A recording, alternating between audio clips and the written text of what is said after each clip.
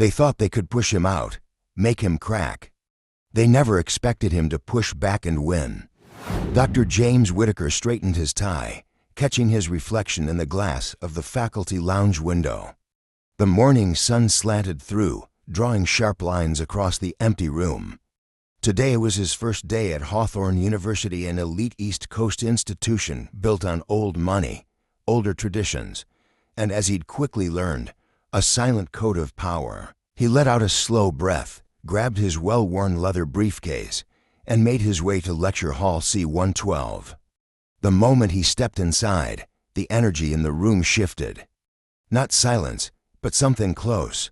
30 pairs of eyes flicked toward him. Some curious, some indifferent, a few already assessing. He walked to the podium, placing his laptop down with practiced ease. "Good morning," he said, his voice even, unmoved. "I'm Dr. Whitaker, and this is Introduction to Political Thought." A murmur passed between a few students. In the third row, a tall, broad-shouldered student leaned back in his seat, arms crossed over his chest. Ethan Caldwell. The name was familiar, to a banking empire, captain of the debate team, a senior who carried himself like he owned the place. Ethan smirked. "Dr. Whitaker, huh? Thought you'd be older." Scattered laughter, a quiet challenge. Dr. Whitaker met his gaze, unshaken. The game had begun. Dr. Whitaker met Ethan's gaze head-on. "I'd say you'll get used to it, but this class isn't about me. It's about the material. So, let's begin." He clicked to the first slide. The laughter faded. The room settled into silence for now. The first half of the lecture ran smoothly. He walked them through the syllabus, set expectations, and introduced the first discussion on the origins of democracy. Most students followed along, nodding, taking notes. But then came the small disruptions, a whisper here, a muffled laugh there. James glanced toward the back row. Ethan and his usual entourage feet kicked up on the seats in front of them, exchanging hushed remarks, making a show of pretending to listen.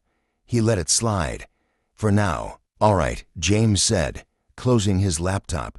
"Let's talk about the Republic. How does Plato define justice in an ideal society?" Silence. A few students shifted in their seats. Then, from the back, a voice. "Depends. Are we talking about real justice, or just what people like to hear?" More chuckles. Ethan again. James leaned casually against the desk. "That's an interesting distinction. Are you suggesting people only believe in justice when it benefits them?" Ethan's smirk wavered for just a second. He shrugged. "Just saying. Some people get the job before they earn it." The room tensed. The meaning was clear. James felt his jaw tighten, but his expression remained neutral. "Merit," he said smoothly, "an old debate. Maybe one we should explore in next week's reading." Ethan's smirk returned, but something in James's tone made him sit up just a little straighter. By the time class ended, students shuffled out, some giving James polite nods, others avoiding eye contact. As he packed his things, a voice called from the doorway. "Dr. Whitaker." He turned. A young woman stood there, clutching a notebook to her chest. "Sophia Lynn, yes, I just wanted to say. I thought the way you handled that was cool." He smiled. "Thanks, Sophia. See you next class." She nodded and left. James exhaled, rolling his shoulders. It wasn't the first time he had been tested, and it sure as hell wouldn't be the last. But something told James this was only the beginning. By the second week, the tension had thickened. It wasn't outright hostility, at least not yet. But the undercurrent of disrespect was impossible to ignore. It started subtly. Ethan Caldwell and his usual entourage, 3 or 4 students who followed his lead, made sure their defiance was just quiet enough to avoid direct consequences. The first real incident came on a Tuesday morning.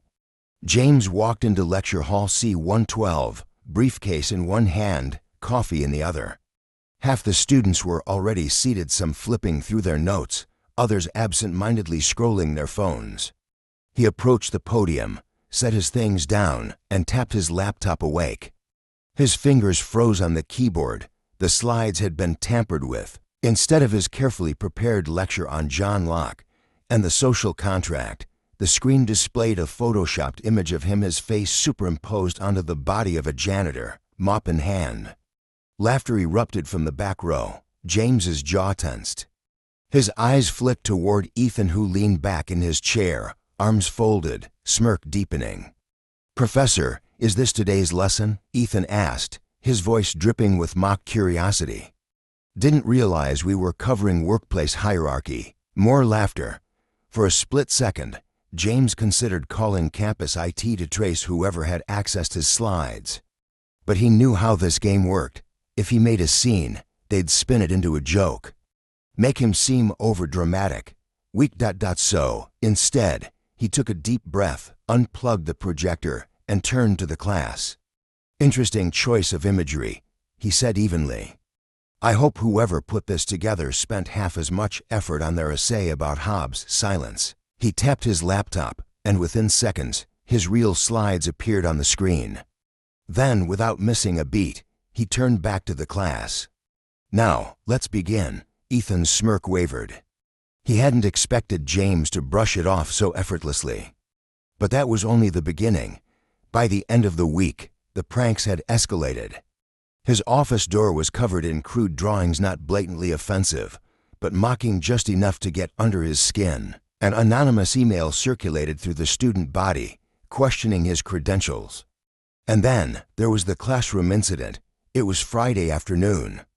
James was halfway through a discussion on the role of government and individual freedoms when it happened. Ethan stretched and let out an exaggerated yawn. "Sorry, Professor." "Just trying to stay awake." James ignored it. Then another student did the same, then another. Within seconds, half the back row was mocking him, yawning, stretching, shaking their heads like the lecture was some unbearable punishment. James closed his laptop. Silence. He walked slowly around his desk, scanning the room, before stopping directly in front of Ethan. "You bored, Mr. Caldwell?" His voice was calm, steady, but there was an edge to it. Ethan shrugged. "Just saying, some professors know how to keep a class engaged." James nodded. "That's fair, but let's test something." He turned to the rest of the students. "Anyone here who wants to leave, go ahead. Right now, no penalty." The room stilled. A few students exchanged glances. One girl shifted in her seat, like she was considering it. But no one moved. James looked back at Ethan. "Looks like engagement isn't the issue, is it?" Ethan's smirk wavered, just slightly. James turned on his heel and walked back to the podium. "Now, let's continue." The games were over, but the real fight hadn't even begun. By the third week, things had escalated from petty games to outright sabotage. James arrived at his office early Monday morning, ready to prepare for the day's lecture. As he reached for the doorknob, his hand stopped midair. The door was covered in red marker, big, messy letters scrawled across the wood. "Fraud, unqualified, go back where you belong." James's stomach tightened. He scanned the hallway. Empty. Whoever had done this had made sure to do it when no one was around. James's hands curled into fists, but he forced himself to exhale slowly. He wasn't going to give them what they wanted, a reaction. Instead, he pulled out his phone and snapped a photo. 10 minutes later, campus security arrived. The officer, a stocky man with thinning hair, scratched his chin as he looked over the vandalism. "Probably just some dumb kids messing around," he said. "You want us to file a report?" James studied the officer's face. Indifferent. "Yes," he said. "And I want a copy of it for my records." The officer shrugged. "Sure thing, Professor." As the officer walked away, James leaned against his desk, staring at the door. They wanted him out, that much was clear. But he wasn't going anywhere. That afternoon, he stood in front of his class, ready for whatever they had planned next. The moment he began speaking, his laptop screen glitched. A loud, distorted voice blared through the speakers. "Imposter! Imposter! Imposter!" Laughter erupted from the back row. Ethan sat there, arms crossed, shaking his head like he couldn't believe what he was witnessing. James's jaw tightened. He unplugged the speakers, his face unreadable. "Whoever spent their weekend hacking my system," he said evenly, "I hope they put the same effort into their research paper." The laughter died down. Ethan sat up straighter, his smirk not quite as confident as before. He had expected anger, maybe even humiliation. But James was still standing, and that was starting to frustrate him. The final blow came Wednesday morning. James was midway through grading papers when his phone buzzed. A new email, subject, urgent complaint, Dr. James Whitaker. His stomach dropped. He clicked it open and read, "Dear Dr. Wright, it has come to my attention that Dr. James Whitaker has been engaging in unprofessional behavior, showing clear bias towards certain students, and failing to maintain a fair academic environment. Several students have expressed concerns about his ability to conduct himself appropriately as a professor. We urge the administration to investigate these claims." The message was unsigned, but James wasn't an idiot. He knew exactly who was behind it. Less than an hour later, he sat across from Dr. Ellen Wright, the department head. She tapped a pen against her desk as she skimmed the complaint. "These are serious accusations," she said finally. James folded his hands, "and they're completely false." Dr. Wright sighed, setting the paper down. "I believe you, James, but things like this, they don't just disappear." His pulse pounded in his ears. "So what are you saying?" "I'm saying you need to be smart about this." She leaned forward. "If someone wants you gone, they're not going to stop here. Be ready." James sat back, staring at the ceiling for a long moment. He had two choices: back down or fight back. He chose the second, but he had no idea just how far things were about to go. By Friday, James thought he had prepared for anything. The vandalism, the emails, the classroom antics, he had handled it all, but nothing could have prepared him for what happened next. That afternoon, he walked across campus, lost in thought, his mind racing through ways to get ahead of the situation. That's when he noticed the snickering, two students past him near the library, one nudging the other with a barely concealed grin.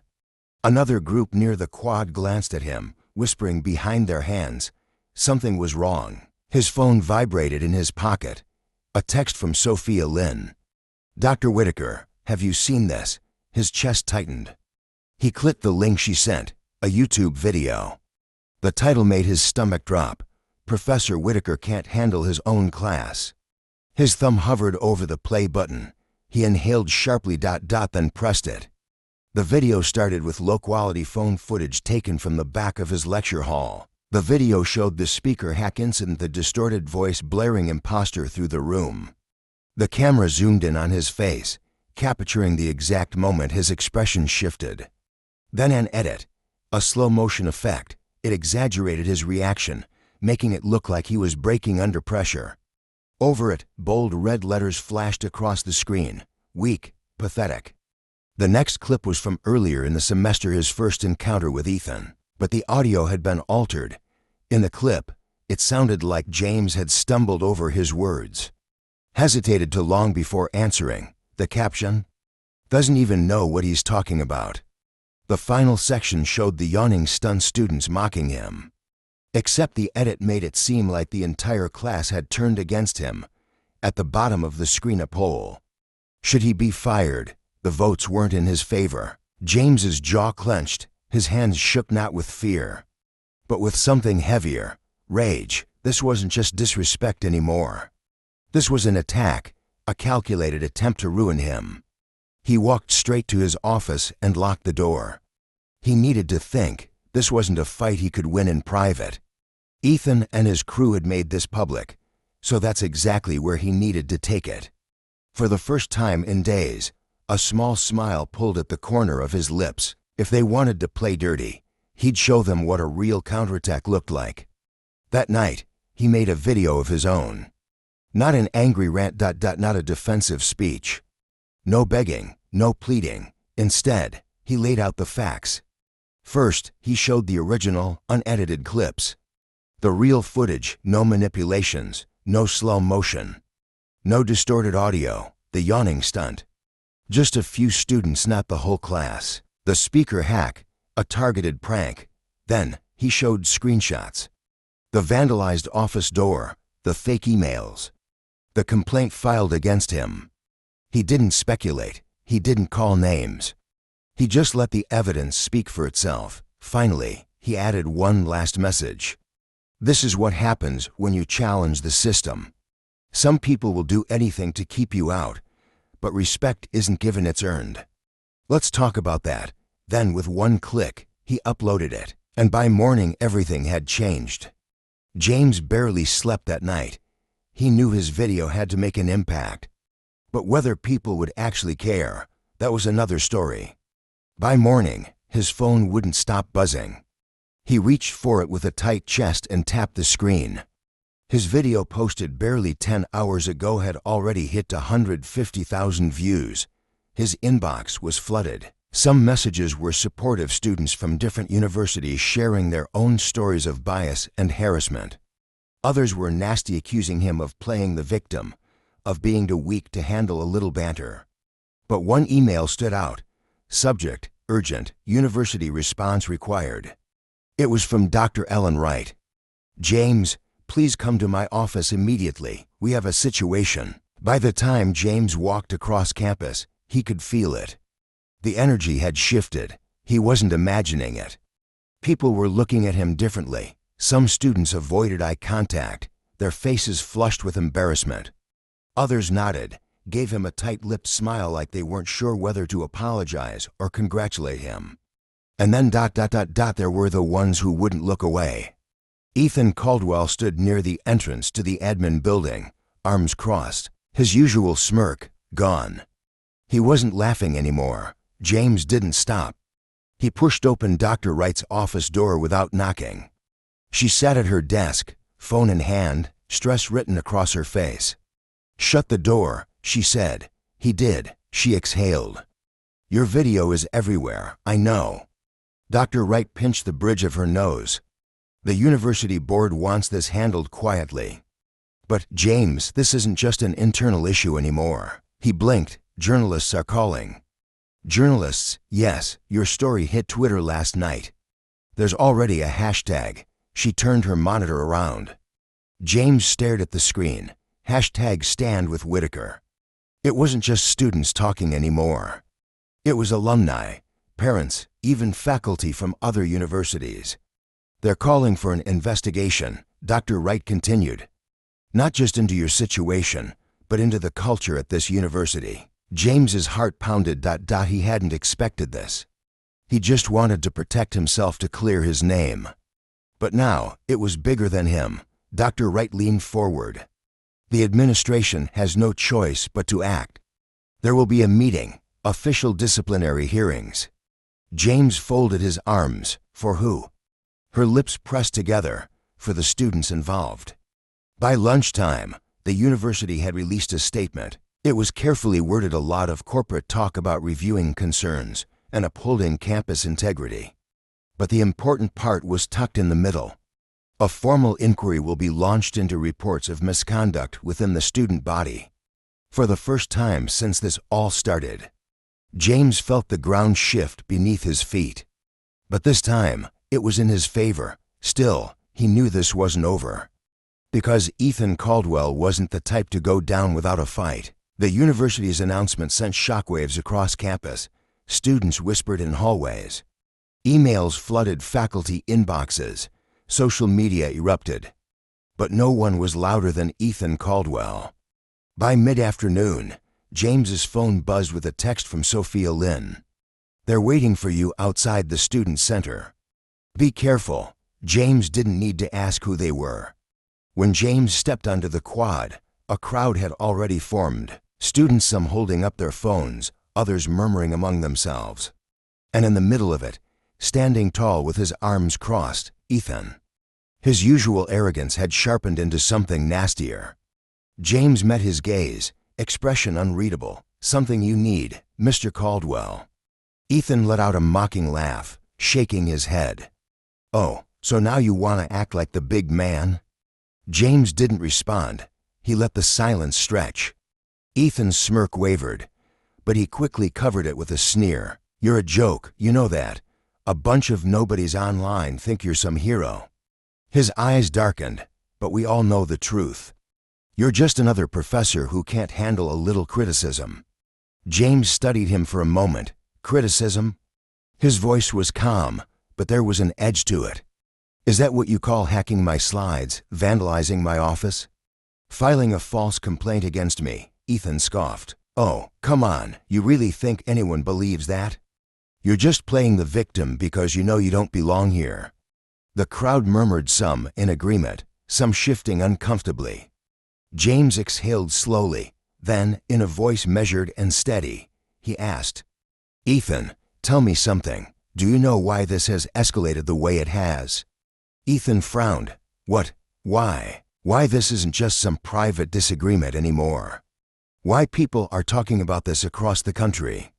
Ethan rolled his eyes. "Because you made a spectacle out of nothing." James shook his head. "No, it's because people recognize what's happening. And they know it's bigger than just you and me." The crowd stilled. James took a step closer, his voice still even but firm.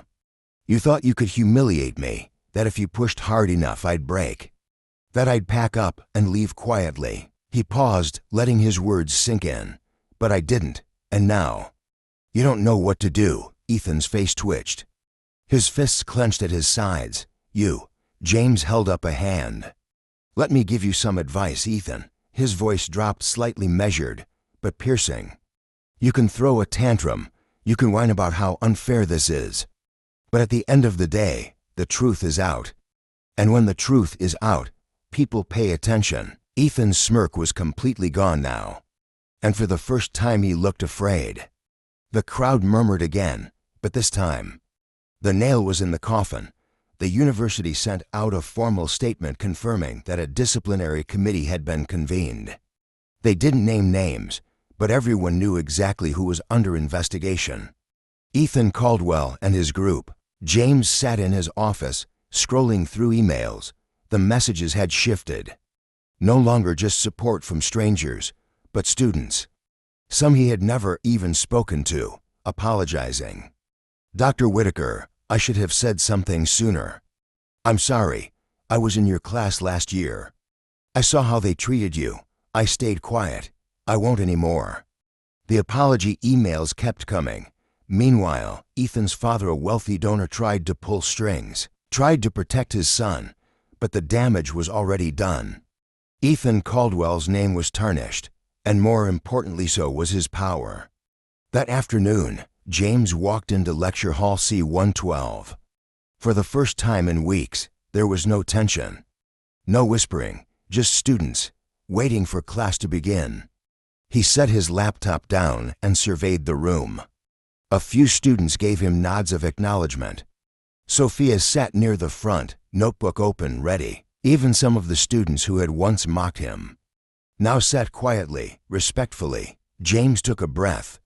Then, with a small smile, he began, "And if this story resonated with you, don't forget to subscribe for more. See you next time."